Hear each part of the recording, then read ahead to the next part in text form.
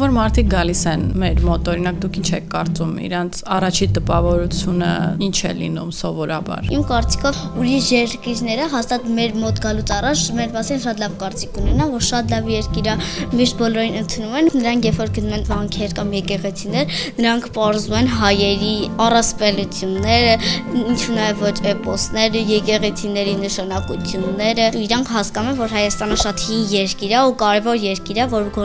բոլորը պետք է մի անգամ այդտեղ լինեն։ Մարդիկ շատ զարմացած են մնում լավ առումով մեր ռեստորաններից, մեր կաֆեներից, սերվիսից եւ այլն։ Ինձ թվում է դա Հայաստանի ուտելիքներից է, որ այդ ուրիշ երկրներից չեն ծագել, Հայաստանում են ծագել։ Դրա համար էլ իմ կարծիքով ռեստորանները, որտեղ պատրաստում են հայկական ուտելիքները, շատ զարգացած է ու շատ ճանաչված։ Ու այդ ինտերնետում էլ է ասվում, որ Հայաստանում ամենահամեղ ուտելիքներն են լինում։